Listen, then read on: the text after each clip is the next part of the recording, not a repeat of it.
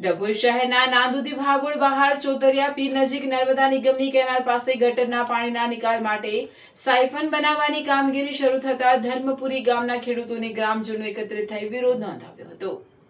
ગ્રામજનોનો આક્ષેપ છે કે જો ડભોઈ શહેરનું દૂષિત ગટરનું પાણી ધર્મપુરી તરફ છોડવામાં આવશે તો ગામની આશરે 300 વીઘા જેટલી ખેતીલાયક જમીનને નુકસાન થશે। સાથે જ ગંદા પાણીના કારણે દુર્ગંધ, મચ્છરનો ઉપદ્રવ અને રોગચાળો ફેલાવાનો પણ ભય છે। વિરોધ દરમિયાન ગ્રામજનોએ નગરપાલિકા વિરુદ્ધ સૂત્રોચ્ચાર કરી આ નિર્ણય તાત્કાલિક પાછો ખેંચવાની માંગ કરી હતી। તેમણે ચેતવણી આપી હતી કે જો તંત્ર આ નિર્ણયમાં ફેરફાર નહીં કરે તો આગામી દિવસોમાં ઉગ્ર આંદોલન કરવામાં આવશે। આ પ્રસંગે ધર્મપુરી ગામના સરપંચ, ઉપસરપંચ, પંચાયતના સભ્યો, ખેડૂતો અને મોટી સંખ્યામાં ગ્રામજનો હાજર રહ્યા હતા। હું ધરમપુરી ગામનો નાગરિક છું, જાગૃત નાગરિક। આ નગરપાલિકા 19 થી ધરમપુરી ગામને હેરાન કરે છે। આની પહેલા બી સ્ટાઇપન્ડ બનાવ્યું હતું, પાણી નહોતું જતું એટલે અત્યારે મોટું કર્યું। મોટું કરીને આ ગામનું પાણી નગરપાલિકાનું ધરમપુરી ગામને અને એની સીમને લગભગ 200 થી 300 વીઘા જમીન આ પાણીથી નુકસાન કરશે અને ગામમાં જશે તો ગામના લોકોને પણ સ્વાસ્થ્ય માટે હાનિકારક છે। આ રોગચાળો ફાટી નીકળશે એનો જવાબદાર કોણ? નગરપાલિકા આવવાની છે। એટલે નગરપાલિકાને વહેલી તકે જાણ કરવામાં આવે છે કે 4 વર્ષમાં નિકાલ નહીં આપ્યો તો હવે નિકાલ આલો, નહીં તો અમારે અમારી રીતે આંદોલન કરવું પડશે અને આ સ્ટાઇપન્ડ કોઈ પણ હિસાબે અટકાવવું જોઈએ। શેનું પાણી આવે? નગરપાલિકાની અંદર કોર્પોરેશનનું પાણી આપેલું ગટર લાઈનનું પાણી આવે છે। એ ગટર લાઈનનું પાણી કેમિકલ યુક્ત આવે, દરેક વસ્તુ આવે, એમાં સાબુની આવે ને બધું આવે। એ પાણી નુકસાન કરશે, 100%ની વાત છે। અને અમારા ખેતીના બધા ખેડૂતો ધરમપુરીના અહીંયા ઊભા છે કેનાલ પર, એને અટકાવવા માટે આવ્યા છે। આવેદન પત્ર આગળ આપેલો હતો પણ એનો અત્યાર સુધી સરકારનું તંત્ર ઊંઘતું જોયું છે। હજુ સુધી એનો કોઈ નિકાલ આવ્યો નથી। હવે આગળના નિકાલ માટે અમે આ ઉપવાસ પર ઉતરવા માટે તૈયાર છે। આનો નિકાલ અમને વહેલામાં વહેલી તકે આપો।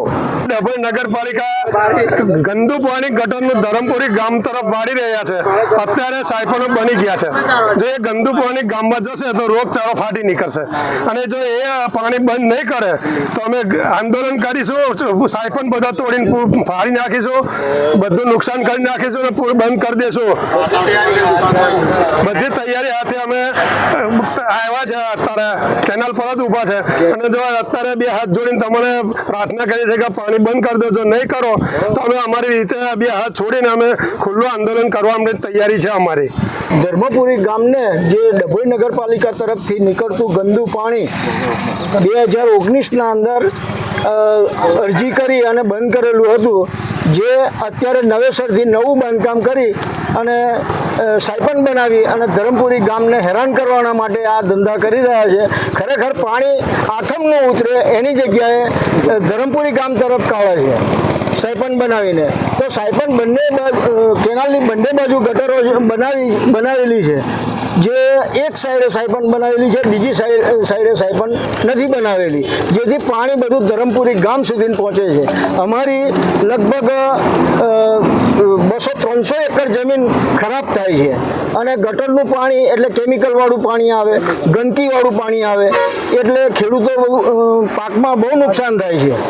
આ અગાઉ અમે અરજી આપેલી છે, નગરપાલિકાને આપેલી છે, તાલુકા પંચાયતને આપેલી છે, SDM સાહેબને આપેલી છે, વત્તા ધારાસભ્યશ્રીને આપેલી છે, શૈલેષભાઈ।